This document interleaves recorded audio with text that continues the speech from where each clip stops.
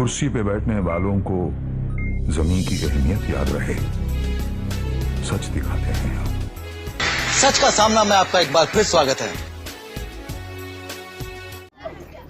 कि आप एक बात समझिए कि गुरुवार वार्ड में आज समाजवादी की एक बड़ी टीम है नौजवानों की, और जो निहाली सोच रखते हैं, जो निहाल साहब को मानने वाले हैं, उनके अंदर भी कहीं ना कहीं एक जोश आया है।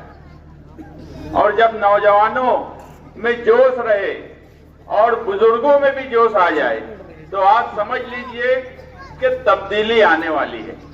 ये निशानी है नौजवान और बुजुर्गों के एक साथ जोश में आने की कि ये शहर 25 साल की मिली जोड़ से नाराज है। ये शहर 25 साल की मिली जोड़ को देख रहा है।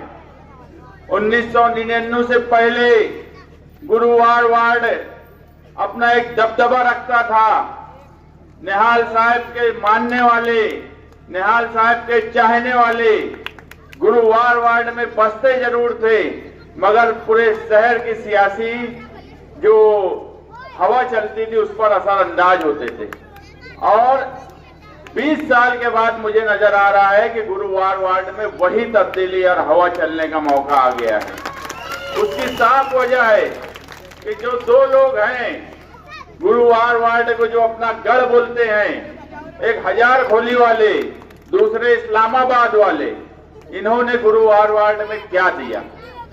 ये आपस में लड़ाई लड़ते हैं आपके लिए नहीं, ये खुद की जमीन जायदाद, गुंडागर्दी, मंशियात, इसका कारोबार कौन ज्यादा बड़े पैमाने पर करेगा, कौन इसका सरपरस्त रहेगा, इसकी लड़ाई है।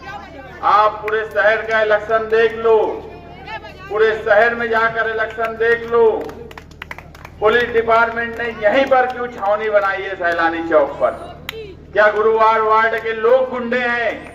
या शहर में क्या मैसेज देना चाहते हैं कि गुरुवार वार्ड में गुंडे रहते हैं, गुरुवार वार्ड में जो नौजवान हैं वो बुराई फैला रहे हैं, ऐसा मैसेज देना चाहते हैं? जबकि ये बात बिल्कुल गलत है।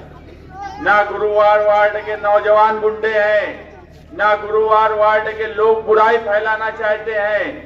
अगर गुंडे हैं तो इस्लामाबाद वाले हैं, हजार खोली वाले हैं।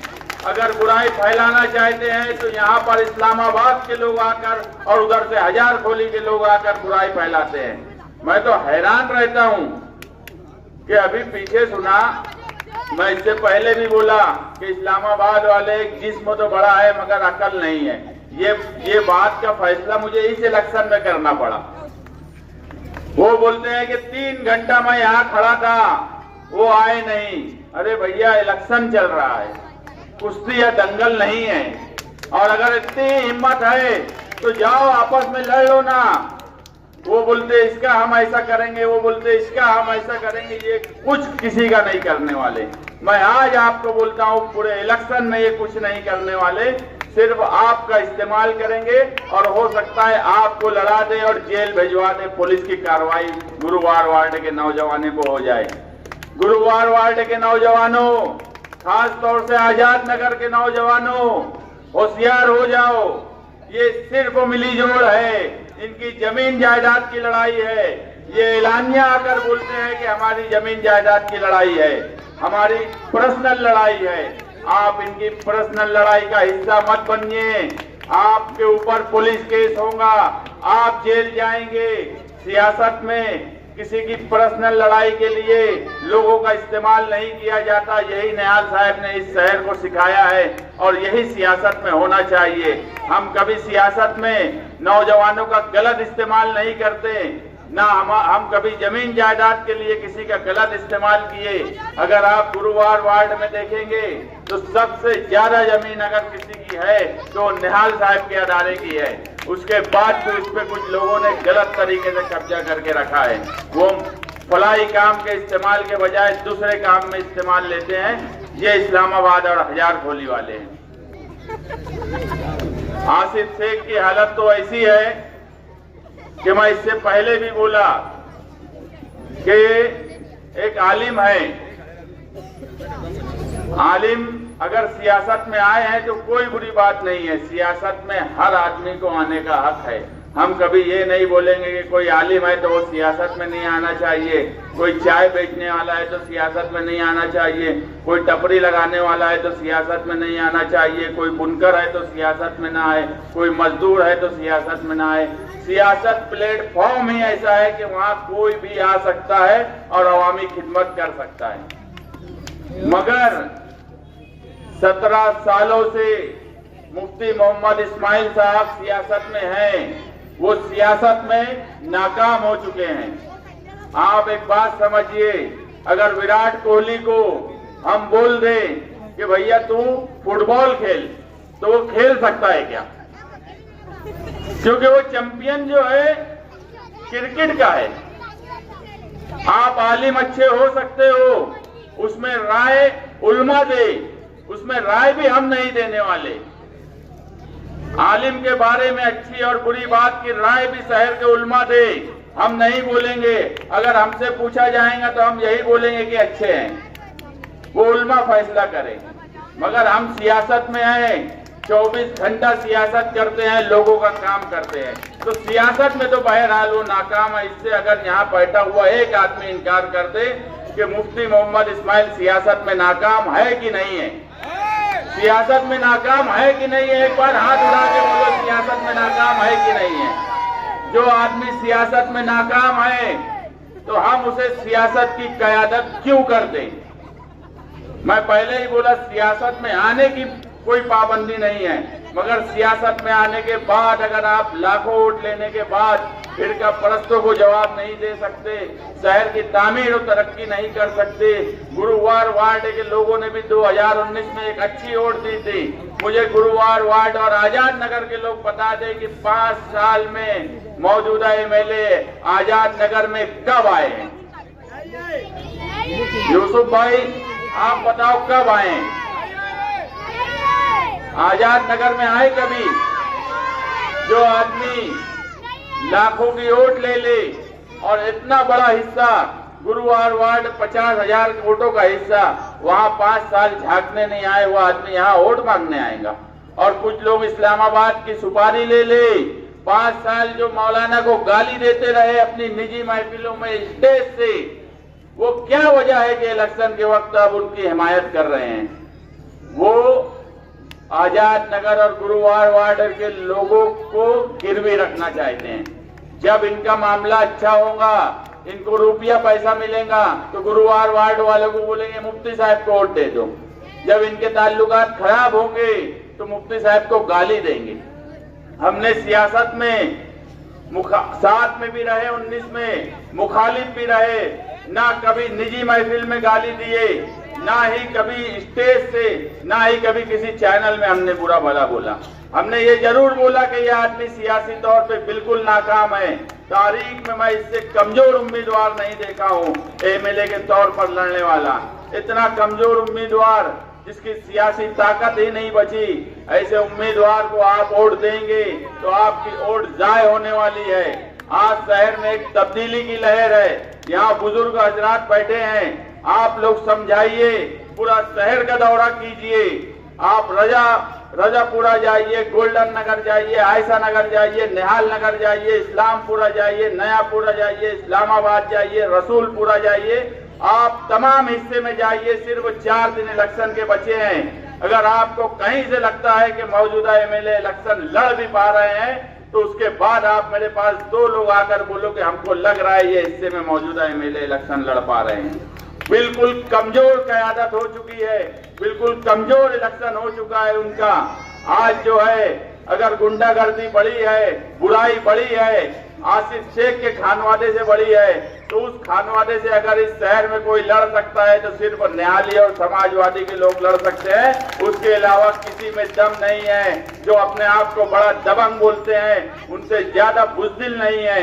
हम कभी लड़ाई झगड़ा नहीं करते, मगर मैं इससे पहले भी बोला था, अगर हमारे ऊपर कोई गोली चला दिया होता, यहाँ रिजवान खान सर बैठे हैं, उनके घर फायरिंग हुई थी, घर में उनको जान से मारने की कोशिश की गई थी, उस वक्त हम साथ में थे। हमने वो तूफान मचाया था कि खलील दादा जैसे आदमी को जेल जाना पड़ा था। खलील दादा जैसे आदमी को जेल जाना पड़ा था। इनकी क्या औकात है इस्लामाबाद वालों की, इनकी क्या ताकत है। या तो इनका कंप्रोमाइज हो गया है कि 3 गोली लगने के बाद कोई लोग 2 महीने में छूट जाते हैं, और एहसान जो खुली गुंडागर्दी करता है, नशा करता है, इस शहर का सबसे बड़ा अगर नशा का कोई कारोबार करता है या नशे के लोगों को लेकर घूमता है तो वो शेख आसिफ का चचेरा भाई एहसान है। एहसान वो एंटीसिपेटरी में छूट गया, वो एंटीसिपेटरी बेल पे छूट गया। गोली मारने वाला, 3 गोली चलाने वाले के ऊपर FIR में जिसका नाम था वो एंटीसिपेटरी पे छूट गया। ये कैसे मुमकिन हो सकता है? अगर कंप्रोमाइज नहीं है, अगर कंप्रोमाइज नहीं हुआ है तो क्या वजह है कि वो 3 गोली मारने के बाद भी छूट गया हो? क्या है वे?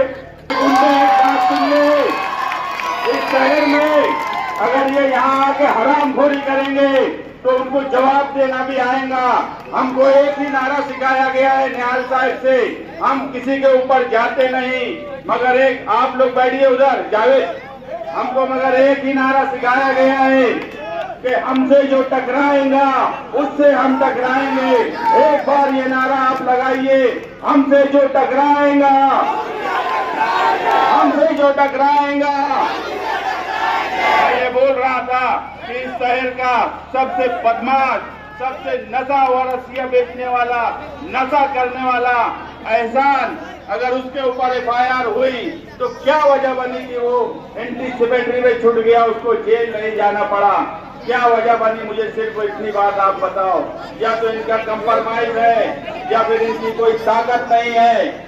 मैं पुलिस डिपार्टमेंट से कहना चाहता हूँ कि यहाँ कुछ गुंडे आकर अगर नालायकी कर रहे हैं इस जलसे में, तो पुलिस डिपार्टमेंट क्या कर रहा है? इस जलसे की परमिशन है, परमिशन होने के बाद भी अगर पुलिस इस तरह की गुंडागर्दी सैलानी आजाद नगर रोड पर होने दे रही है तो ये पुलिस की नाकामी है, इस शहर के लॉ एंड ऑर्डर की नाकामी है। अगर वो बहुत बड़ा गुंडा है तो उसको गिरफ्तार करना चाहिए। मैं इससे पहले भी बोला कि जब इस शहर में एहसान जैसे नौजवान सियासी तौर पर स्टेज पर रहेंगे, सियासी तौर पर अगर तुम्हारी क़यादत करने की बात करेंगे, मैं तो हैरान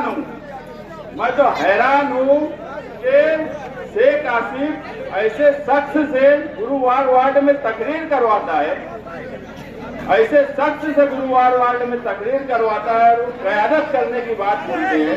आप लोगों की क़यादत कोई एहसान नाम का गुंडा करेगा, कोई एहसान नाम का नशा करने वाला करेगा, ऐसे लोग आपकी क़यादत करेंगे आजाद नगर के लोगों की, तो फिर हो गई क़यादत, हो गई सियासत।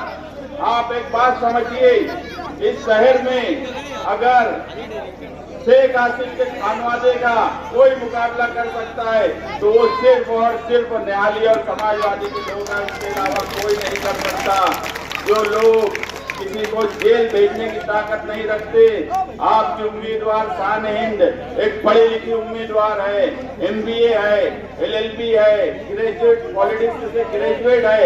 मैं इससे पहले भी बोला हूँ कि जेल में डालना भी जानती है, जेल से निकालना भी जानती है। आप ऐसे पढ़े लिखे उम्मीदवार को वोट दीजिए, आप अपने मुस्तकबिल के लिए वोट दीजिए, आप इस शहर से गुंडागर्दी खत्म करने के लिए वोट दीजिए, आप इस शहर से बुराई खत्म करने के लिए वोट दीजिए, आप इस शहर की तरक्की के लिए वोट दीजिए, आप इस शहर के दबदबे के लिए वोट दीजिए।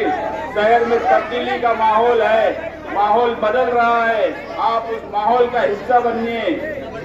मैं आपसे यही गुजारिश करूंगा कि 20 नवंबर को तब्दीली के लिए आप वोट दीजिए। 6 नंबर की बटन दबाइए, जिसका निशान है साइकिल। साइकिल ही शहर में तब्दीली ला सकती है। इस तरह की गुंडागर्दी और इस तरह की अगर कोई बात होती है तो हम उससे निपटना जानते हैं। आप सिर्फ एक काम करिए कि 20 तारीख को तब्दीली के लिए वोट दीजिए। यहाँ जो बुजुर्ग बैठे हैं, आज सिर्फ जलसा सुन के घर मत जाइए।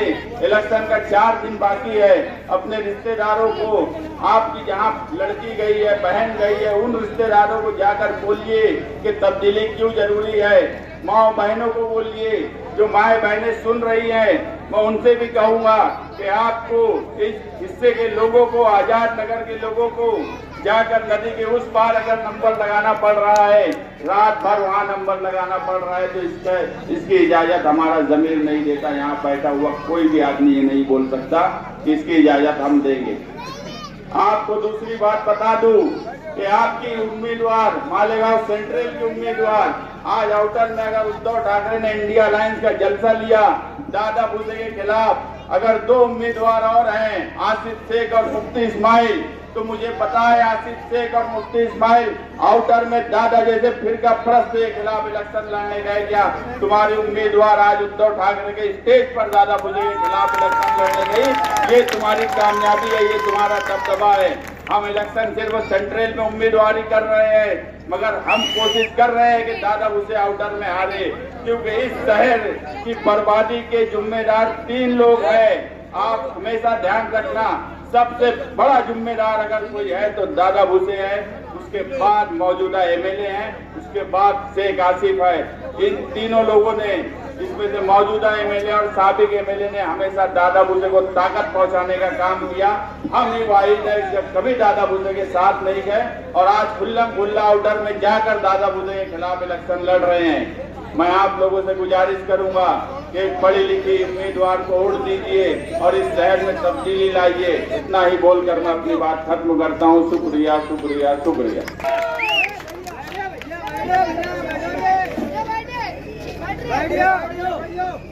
जनाब सदर साहब और आप तमाम साथियों, मैं जिस जगह यहाँ इलेक्शन के एक प्रचार की तशहीर के लिए जलसा ले रही हूँ, वो इलाका निहाल अहमद साहब के साथियों का रहा है। इस इलाके को साथी निहाल अहमद साहब ने, सब बिल्कुल खामोशी से बैठ जाओ, ये बुज़दिल लोग हैं। इस इलाके को साथी निहाल अहमद साहब ने बनाने में, बसाने में और साथी निहाल अहमद साहब के साथियों ने बड़ा किरदार अदा किया। मालेगांव शहर के ये इलाका ऐसा जाबाज लोगों का इलाका था, जहां निहाल अहमद साहब के वर्करों ने लोगों को बस्तियां बसाकर उनका घर का मालिक बनाया, बल्कि उनको हलाल कारोबार करने में भी मदद की। याद रखो, 1999 के बाद से तुम्हारे इलाके में एक घर नहीं बसा, कोई हलाल कारोबार तुमको दस्तयाब नहीं दिया गया। लेकिन बिरादरी की बात की गई, बिरादरी की बात करते हैं लेकिन बिरादरी के लिए कुछ नहीं करते। जो लोग 12 नवंबर में जमा थे, मैं एक मिसाल दे रही हूँ आप लोगों को, उसमें एक वाहिद लड़का था इन सब लोगों में, जिसका नाम था सरफराज मनियार। मेरे नाम पे ध्यान दो आप लोग, सरफराज मनियार। वो अकेला लड़का जो सरफराज मनियार था 20 साल का, उसको भी छुड़ाने के लिए ये लोगों ने मदद नहीं की। वो आयशा नगर का रहने वाला था, उसको भी मुस्तकीम नहीं छुड़वाया। तो ये बिरादरी के और जात पात की बात करने वाले बुज़दिल लोग सिर्फ इस इलाके में लीडरशिप खत्म करके, मैं ये मानती हूँ इस इलाके को ठोकर नगर से आजाद नगर साथी निहाल अहमद साहब ने बनाया, लेकिन वही आजाद नगर को उसकी लीडरशिप खत्म करके वहां पे आके दूसरी जगह से आके गुंडागर्दी करके यहाँ के इलाके के लोगों पे हलाल कारोबार खत्म करके हराम की तरफ लाने वाले और सट्टा, जुआ और नशे का आदी बनाने वाला वो खानदान शेख आसिफ का, वो आप वापस आजाद नगर को अपनी ठोकर पे लेकर आया। ये याद रखो आजाद नगर वालों, ये इलाका मुसलसल उन लोगों की, उस खानदान की नजर में चुभता है। यहाँ आसपास जो स्कूलें हैं, आज अगर अहमद नसीब मीना नगरी स्कूल है, जहां जहां स्कूलें हैं उसके मैदान छीन लेते, उसको नशे, सट्टे और जुए का अड्डा बना देते। आज नसीब मीना नगरी स्कूल जो है, अहमद नसीब मीना नगरी, वहां के बच्चों को खेलने का मैदान नहीं है। मैदान पे किसको बैठा दिया, इलाके के लोगों को जानते हैं आप। ये हर जगह तालीम दुश्मन लोग हैं, क्योंकि जहां तालीम हासिल होगी तो इनकी गुंडागर्दी, इनके नशे का कारोबार, ये सब खत्म हो जाएगा। एक वक्त था इसी इलाके का मेंबर कहीं न कहीं लोगों का, गरीबों का कहीं मसीहा कहलाता था, और आज आजाद नगर, अयूब नगर और आसपास से लेके मालदा तक सारे सट्टे और जुए का टिपर है। और आज क्या हालत है मालूम, भागा भागा फिरता है। कौड़ी की इज्जत, कुत्ते की जिंदगी।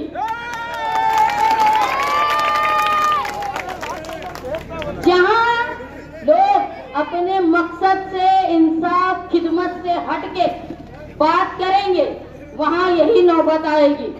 यहाँ हमारे पास, मैं सुन रही हूँ, इस तरीके की गुंडागर्दी यहाँ होती है कि हमारे सट्टे, जुए और नशे के धंधे में कोई खलल न बने।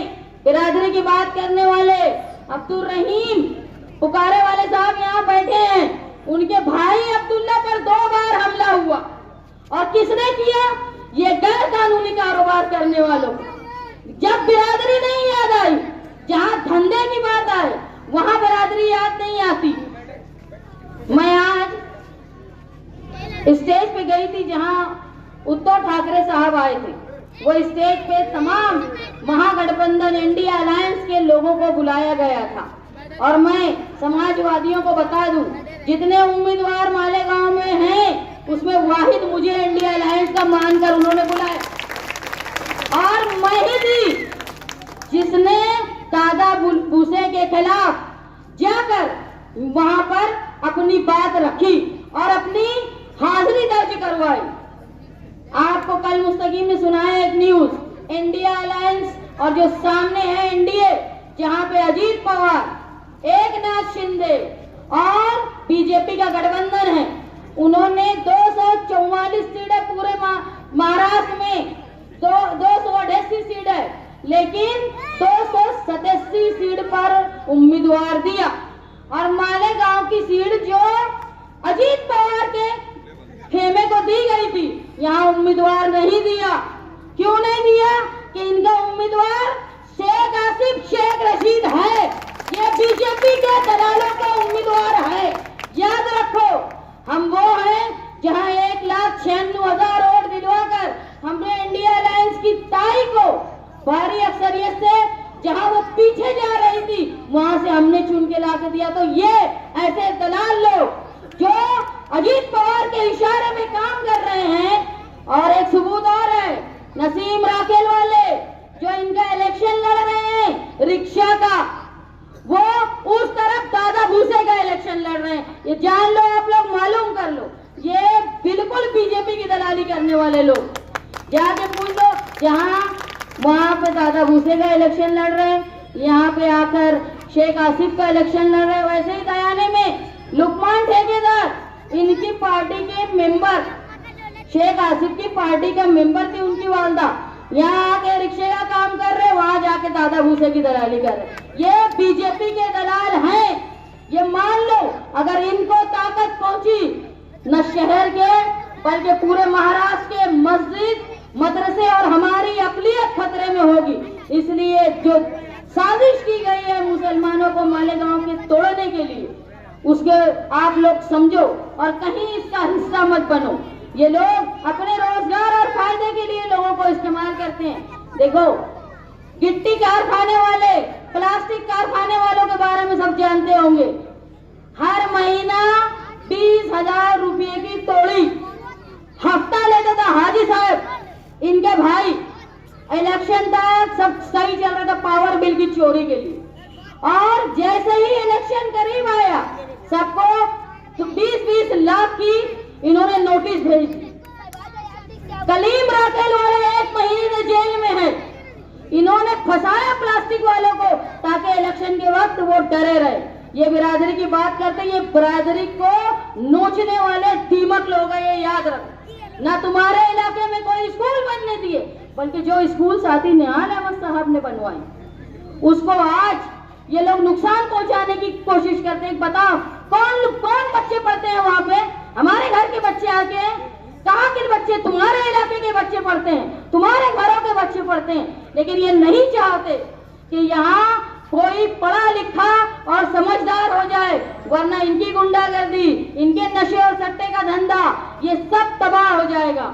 एक मामूली आदमी को यहाँ ला के तमाशा करने की कोशिश अगर शेख आसिफ करता होगा तो ये जान ले कि ये सारी दादागिरी उधर बताए जो लोग करते होंगे, यहाँ निहाली खून है। और मैं ये मानती हूँ तुम्हारे अंदर कोई हिम्मत नहीं है। एक बयान मैंने सुना, अभी मुस्तकीम बोल रहे थे 3 घंटा मैं यहाँ खड़ा रहे पानी की टाकी वाले और कोई आया नहीं। उधर एक शेर सुन रही है एहसान का, मर्द हो तो मेरे आने तक खड़े रहना। और यही मर्द थे जो एंटीसेमेट्री बेल नहीं मिली तो इधर उधर भागते फिर रहे, यही मर्द थे। ये ऐसे बहादुर लोग हैं। मैं ये मानती हूँ इन इलाके को सट्टा, जुआ और नशे का अड्डा बना के यहाँ पे तालीम न हो पाए, प्राइमरी स्कूलों को तोड़कर यहाँ अपने अड्डेबाजी का इन्होंने अड्डा बना दिया है, कारोबार का। ये खुद को मर्द बोलते हैं, अरे मैं बोलती हूँ पूरा खानदान जनका है, जनका। मैं आपके सामने इलेक्शन की तशहीर के लिए खड़ी हुई हूँ, अपने मुद्दों पे बात करने। वो मैं मर्द है कि वो मर्द है, वो खुद जाने क्या है। लेकिन मैं यहाँ बताने आई हूँ कि मैं यहाँ पे साथी निहाल अहमद की बेटी इस बस्ती में आई हूँ, जिस बस्ती को साथी निहाल अहमद साहब ने बसाया, जहाँ के लोगों के लिए पीले कार्ड दिए और आज हजारों खानदान उस पीले कार्ड का फायदा उठाता है। केसरी कार्ड पर आज कोई अनाज नहीं मिलता, उसको लाने के लिए मैं कोशिश करूंगी। घर बैठे जो मेरी माए बहनें बैठी हैं और वो मेरी बातें सुन रही हैं, मैं आप लोगों से ये वादा कर रही हूँ मेरी माए बहनें कि घर बैठे रोजगार खवातीन को मिले, इसके लिए मैं कोशिश करूंगी। आपके जो केसरी कार्ड पर अनाज बंद हो गया है उसको दोबारा शुरू करने का मैं काम करूंगी। और ये जो शहर में स्कूल है नशे और सट्टे का अड्डा बन गई है, इसको दोबारा स्कूल बना के, ताकि इनकी रोजी रोटी भी खत्म हो जाए। जो गुंडागर्दी करके रोजी रोटी कमा रहे ना, कभी भी हलाल का 1 रुपया नहीं खा सकते। इनके अंदर हिम्मत और इनके अंदर मेहनत की ताकत भी नहीं और हजम भी नहीं होगा। ये हमेशा गरीबों की नस्लें खराब करेंगे। ये तुम्हारी नस्लें खराब कर रहे हैं नशे के नाम से।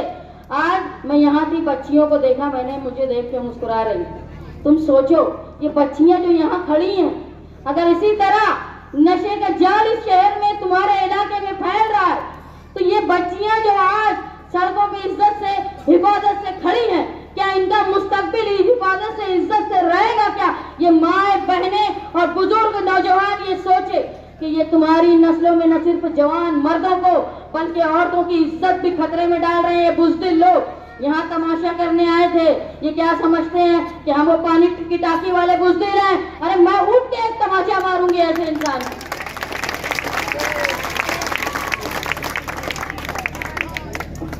जिसने भी भेजा हो वो खुद आए यहाँ, को भेजने वाला इतना बड़ा मर्द है तो वो खुद आए। ये क्या 2-4 लोगों को 2-5 गोली देके भेज देते, खुद आए यहाँ। मैं एक अज़्म के साथ इलेक्शन लड़ रही हूँ कि मालेगांव शहर में पावर से आज पूरा शहर परेशान है। पावर कंपनी से घरों में इतना ज्यादा बिल आता है कि लोगों का बजट दरहम बरहम हो जाता है। लेकिन इस पावर बिल की जो पावर की कंपनी की जो मस्ती है उसको खत्म करने के लिए आप मेरा साथ दो। घर पट्टी, नल पट्टी जो इतनी ज्यादा बढ़ गई है, आज आप देखो नदी, मौसम नदी, गिरना नदी बह रही है। पूरे 11 सालों में पहली बार ऐसा हुआ है कि हमारा चनकापुर डैम, हमारा तलवार डैम और गिरना डैम ओवरफ्लो है, लेकिन हमारे यहाँ 2 दिन आड़े पानी आ रहा। क्यों? क्योंकि इनको पानी अब्बा ने बेच दिए थे वहाँ दादा भूसे के पास, और उसको कायम रखना है। और जब हमारे कोटे की बात आई, हमारा पानी बचाने की बात आई, कलेक्टर के दरवाजे पे मीटिंग हुई, तो वहाँ मुफ्ती इस्माइल साहब हाजिर नहीं थे, क्योंकि उनकी मर्जी थी कि वो जो बेचे हैं उसको कंटिन्यू रखे, क्योंकि अब वो दादा भूसे के पहलू में थे। मालेगांव शहर में ये 2 हरे झंडे हमारे यहाँ कयामत लाने की कोशिश कर रहे हैं। अभी अध्यक्ष बोल रहे थे कि कोई अगर हरा गमछा पहन के जाएगा, अरे तो तुम 1-2 जाओगे कि नहीं जाओगे ये भी नहीं मालूम, लेकिन जब तुम जिसको चिढ़ाओगे वो लोग सैकड़ों की तादाद में भगवा झंडा पहन के आएंगे, तुमको चिढ़ाएंगे, तुम बड़ी बड़ी बात करके हट जाओगे, लेकिन स्कूल और कॉलेज में जो लड़कियां नकाब लगा के जाती हैं उनके नकाब खींचेंगे। ये तुम्हारे अंदर अपनी वोट लेने के लिए औरतों की इज्जत का ख्याल नहीं है, इस कौम का ख्याल नहीं है। मैं आपसे वादा करने आई हूँ कि जिस तरह साथी निहाल अहमद साहब ने आपका साथ दिया और आपने मोहब्बत दी साथी निहाल अहमद साहब को, वैसी मोहब्बत मैं आपसे चाहती हूँ और बदले में वही भरोसा आपको दिलाती हूँ जो साथी निहाल अहमद साहब ने तुमको दिया था। तुम्हारा तहफ्फुज़, जो लड़कियां घर से बाहर निकलती है उनका तहफ्फुज़, तुम्हारा रोजगार, तुम्हारे लिए पानी की टांकी का जो इंतजाम नहीं हो पाया। आज देखेंगे मेरी माएं बहनें पूरा दिन इंतजार करती है कि नल कब आएगा। अगर नाहेले पानी की टांकी बना देते तो अली अकबर हॉस्पिटल के सामने जो पानी की टांकी 24 घंटा बिजली चलती, उसी की वजह से पानी का टाइम फिक्स नहीं। अगर वहाँ और पानी की टांकियां बन जाती तो मालेगांव शहर की औरतें परेशान नहीं होती, खासतौर पे गुरुवार वार्ड की कि कब नल आएगा। मैं आपसे इस बात का वादा करने आई हूँ कि मुझ पर वही भरोसा करो जो साथी निहाल अहमद साहब पे किया करते थे। और मैं आपसे वादा करती हूँ ये जो जंखों की फौज है ना, वो उधर डराते होंगे, ये निहाली समाजवादी खून है, उनकी ताकत नहीं है कि मेरे सामने आकर खड़े रहे। मैं आपसे वादा करती हूँ शहर के तहफ्फुज़ के लिए, मालेगांव शहर में बदलाव के लिए, be a part of change, Malegaon के चेंज के लिए आप मेरा साथ दें, हिस्सा बने। मेरी निशानी साइकिल, वही साइकिल जो साथी निहाल अहमद साहब और आपके इलाके के कई सोशलिस्ट वर्कर चलाया करते थे। और वो 6 नंबर बटन तुमको दबाना है जिससे ये सारे जंखों के छक्के छूट जाए। 6 नंबर बटन साइकिल।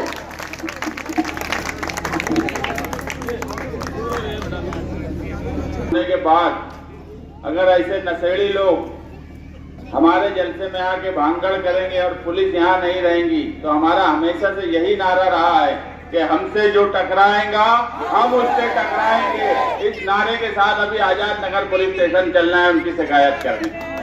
सब एक साथ आइए आजाद नगर पुलिस स्टेशन। अगर इस तरीके से गुंडागर्दी होगी और पुलिस डिपार्टमेंट अपना काम नहीं करेगा तो हर हाल में इन नशेड़ियों को, इन गुंडों को सबक सिखाने के लिए आजाद नगर पुलिस स्टेशन चलिए।